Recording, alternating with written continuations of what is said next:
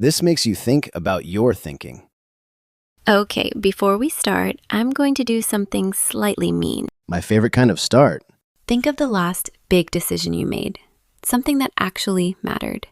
A new job or a moving house or who you're with. Got one? Got one. Now, why did you choose it? You've got an answer, right? A nice, solid reason you could explain to your mom? I could explain it to my mom, yes. Right, so here's the mean part. There's a very good chance you made that reason up after the fact, and you have absolutely no idea you did it. You can't just open with that. People are doing the dishes. I can, because you're the one who's going to prove it. And this is entirely your fault for sending me the studies. I did send you the studies. In my defense, I assumed we'd ease into the existential horror. Maybe minute 6. And for the record, you're not a neuroscientist. God, no. I just fell down the hole on this one and never climbed back out. The people who did the actual research are very real and very clever. I'm just the bloke who won't shut up about it. Noted. No easing, though. And quick heads up before we dive in, because this isn't just a fun party fact. We're going to show you the experiment where scientists caught the brain red-handed inventing reasons for choices it never actually made. Then, why that matters way more than it sounds. Because it's quietly running your decisions, your arguments, and the things you're most sure you believe. And the good news, since there is some, is that once you can spot it, you can do something with it. We'll get to exactly what near the end. And by the time we're done, you will never fully trust your own reasons again, in the best possible way. So where does this actually start? It starts, like a lot of the best brain science, with a tiny number of people who had a deeply alarming operation. Back in the 1960s, these were folks with epilepsy so severe, seizures so violent, that surgeons did something that sounds completely barbaric. They went in and they cut the cable. The cable. There's a thick bundle of fibers joining the two halves of your brain, hundreds of millions of connections.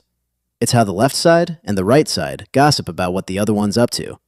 And the surgeons just snipped it, straight down the middle. They cut the brain in half. Functionally, yeah. And here's the genuinely mad part. It worked. Seizures calmed right down, and the patients went home and were, by every account, completely fine.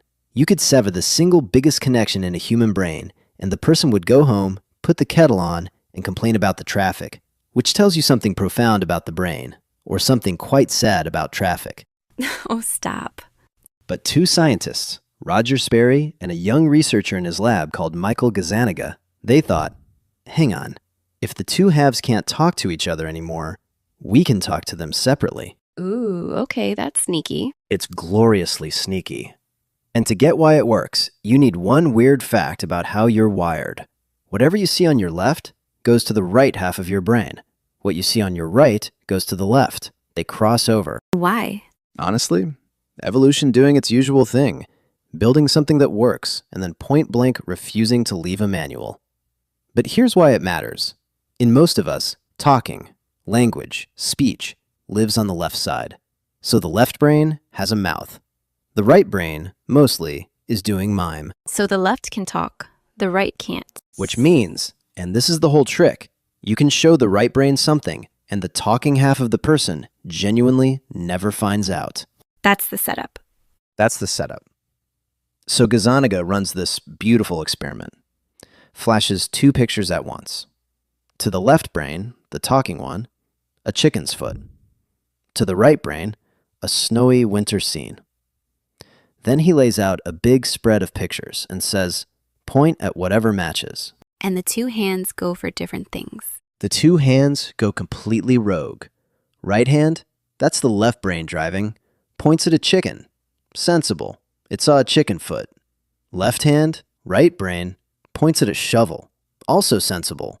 You shovel snow. Snow, shovel, yeah, fine. Makes total sense to us because we're sitting here with the whole picture.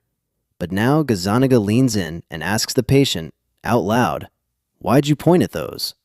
And remember who has to answer. The mouth, the left brain, which saw a chicken and has never heard of the snow. As far as it knows, the snow does not exist. So it can't explain the shovel. It cannot. The honest answer, the correct answer, is, mate, I have genuinely no idea why my left hand did that. That's it. That's the truth. And he didn't say that. Of course he didn't say that. Nobody says that. Without a pause, without so much as a blink, he looks down at the shovel and goes, "Oh, that's easy. You need a shovel to clean out the chicken shed." No. Yes, he just summoned a chicken shed out of thin air to explain a shovel he had no reason for. That's brilliant. And horrifying, both at once. And here's the bit that genuinely gets under my skin. He wasn't lying. Lying would have taken effort. Lying needs you to know the truth and hide it. He didn't know the truth. He just reached in, grabbed the first reason that was roughly shovel-shaped, and handed it over. Completely sincerely. He believed it. He believed his own made-up reason. 100%. Felt like a bloke calmly explaining his own thinking. Okay, so what is that? What's actually going on there? Gazzaniga gave it a name I love. He called it the interpreter. There's a system in your left brain whose entire job, its one gig, is to narrate you. To take whatever you just did, or felt, or blurted out, and go, right, here's the story of why we did that. It's like the voiceover guy. It is exactly the voiceover guy. The trouble is, the voiceover guy is working from a script he hasn't actually read. He's just confidently talking over the footage and hoping nobody checks. So the reason comes after you've already done the thing. Sometimes, yeah. The thing happens for reasons you can't see, and the explanation gets stapled on afterwards. But from the inside, it feels like it came first. You feel like the author. Honestly, half the time you're more like the press office. The decision gets made somewhere in the back, and you're the one sent out front to explain it to the cameras with a straight face. Right, okay, but I think everyone listening is yelling this. Those are split brain patients. Their wiring's been physically cut, and mine hasn't. My brain's all connected, so why do I care? Yeah, that's the perfect objection. And for a good while, that was the get out. Relax, it's a party trick. You need the surgery. Except you don't. Of course you don't. Gazzaniga reckoned the same thing's ticking away in all of us. And then, this is some of my favorite work in all of psychology. I get a bit giddy about it. Some researchers found a way to catch it in totally normal, fully wired brains. No surgery. They called it choice-blindness. How do you catch it? So, a Swedish team, Petter Johansson, Lars Hall, 2005. Lovely and simple. They show you two photos, two faces. Which one's more attractive? You point at one. They slide it over and go, "Cool. Why this one?" And you tell them. Nice eyes, kind smile, something about the jaw, whatever. Fine. Harmless. Harmless. Except, sometimes, with a bit of magic trick sleight of hand, they swap the photos. So the face they hand you to explain is the one you rejected, the one you said no to. And people go, hang on, that's not mine. You'd think. Most don't. In the first study, only about 13% noticed. 13. Everyone else took the wrong face, the reject, and smoothly explained why they'd chosen it. One person's gazing at a photo going, "Yeah, I really love her earrings." Oh no, let me guess. She wasn't wearing earrings. The other one was. That's so bad. They didn't just miss the swap. They built a brand new reason, on the spot, for a choice they never made. Same machine, the chicken shed, in a lab coat. And then, because scientists are wonderful, they took it to a supermarket. Jam and tea. Taste two jams, pick your favorite. They swap the pots, ask why you liked it. People sit there earnestly defending the jam they just turned down. Okay, but faces and jam I can sort of cope with. They're tiny, low stakes. So they went after the stuff you'd think we'd defend with our lives. They built this fiendish thing, a self-transforming survey. You fill in your real opinions, moral stuff, political stuff, the proper third rail, ruin a dinner party questions. And through a hidden flap of paper, a magic trick basically, they flip some of your answers to the exact opposite of what you wrote. No. And then they hand it back and ask you to read out your position and explain it. My opposite position, that I do not hold. The opposite of what you wrote 2 minutes earlier. And most people don't catch it. In the morality version, something like 7 in 10 missed at least one of the flips. And then sat there arguing, fluently, passionately, for a view they just rejected. They did a political one near an election, too. Same deal.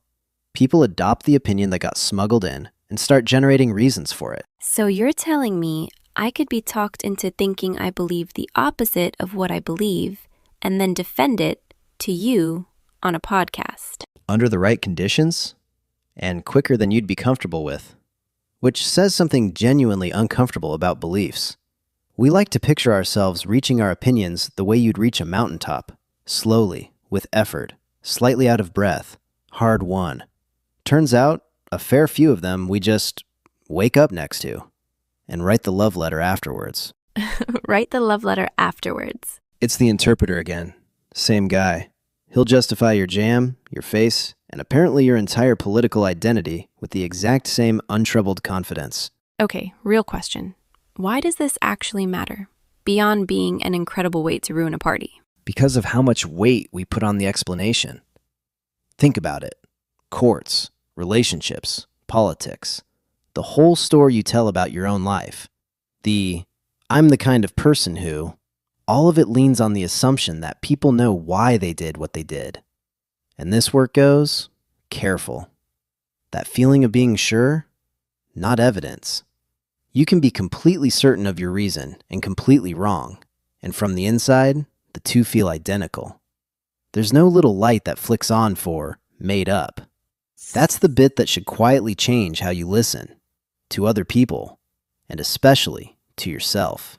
Right, but I can feel where this is heading. And I want you to know, if you tell me free will isn't real, I'm leaving. I will walk out. There's a door. I'm not going to tell you that. And honestly, I'd argue with anyone who does, because this is where people get carried away. There's a different bit of research people love to wheel out here. Benjamin Libet, back in the 80s. He's measuring a little signal in the brain that seems to rev up before you're even aware you've decided to move your hand. And for about 30 years, that got brandished about as, see, the brain decides, you just find out later. Free will's dead, everyone go home. I've definitely seen that one. That's a whole genre of headline. An entire genre. But then, in 2012, a researcher called Schurger goes back, has a proper look, and goes, hang on, what if that signal isn't a decision at all? What if it's just background fizz? Random noise in the brain, drifting up and down, like static, and you move at the moment the static happens to bump over a line. If that's what's going on, it was never a secret verdict you were locked out of. The honest answer, today, is the question's wide open. Nobody's proven a thing. Okay, so that's the part I get nervous about. What is this interpreter stuff actually claiming if it's not that you're a puppet? Something smaller, and, I think, far more interesting. It's not you never decide. It's your brain quite often does something first and explains it second, while letting you feel like you were calling the shots the whole time. That's miles from free will is fake. It's more like you're a bit of a stranger to yourself. There's a flatmate in there you've never properly met, who makes some of the calls, and you keep taking the credit. I hate the flatmate.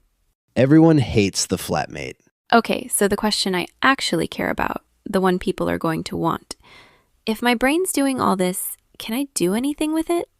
Can I actually change how I think, what I believe, on purpose? Carefully, yes. And I want to be dead honest about where the science taps out. There is no study that says, learn about the interpreter and it switches off. It doesn't. There's no brain trick that hands you a fresh set of beliefs. So everything I'm about to say is me reasoning from the research, not the research handing you a manual. Deal? Deal. First one, stop treating how sure you feel as proof you're right. That instant, airtight reason that fires off for why you snapped at someone or why you've always known some opinion, the speed, the confidence, not a sign it's true. If anything, flip it. A reason that turns up too fast and too tidy, treat that as a tiny red flag. The interpreter is at his slickest exactly when he's winging it. So the more obvious the reason feels, the more I should squint at it. Not every time. You'd never get out the door. But as a habit, gold. Second one, split the thing you did from the story about why you did it. You can completely trust, yep, I made that choice, without trusting, and here's the real reason I made it. Keep the choice. Hold the reason a bit loose. They're two separate objects, and we keep gluing them together. And for actual beliefs, the big ones? This is the bit I find weirdly freeing, honestly. If people can stand there and argue with a straight face for opinions they didn't even hold, then maybe some of your own die-on-this-hill convictions are less carefully chosen and more things you backed into and have defended ever since. And if that's true, they're allowed to move. Changing your mind isn't a betrayal of the real you. The real you was making it up as it went the whole time. You're allowed to update. That's weirdly comforting. It's meant to be. And the last one, the practical one. If a decision actually matters, write down why before you decide, not after. Why before? Because after, the interpreter gets to be the author. He'll hand you a gorgeous, tidy reason, and you'll never know if it's the real one. But if you scribble it down before, even just a line, you've pinned the actual thought to the wall. And later you can check, am I remembering what I really thought? Or the nice version my brain printed out for me? Catch yourself in the act. Catch yourself in the act. Look, you're not going to fire the interpreter. He's not a bug. He's doing a real job. He's the reason your life feels like a story instead of a pile of random twitches. You just stop believing every word the man says. So basically, I'm in charge of my life. I've just also got an in-house narrator who occasionally invents things and will not, under any circumstances, admit it. That's the whole thing, yeah. The reasons feel like the truth. Sometimes they're a press release. And the entire skill, the only skill, is just knowing there's a difference. Cam, thank you. I'm now going to go and be deeply suspicious of myself until roughly Thursday. Honestly, couldn't ask for more. If you enjoyed this strange little journey, subscribe and help us reach 1 million curious minds. There are many more weird facts hiding in plain sight, and we intend to bother all of them. And one last thing before you go. If you enjoyed this, please hit like, subscribe, and share it with the one friend who's absolutely certain they always know exactly why they do everything. It really does help us out, and we'll catch you in the next one.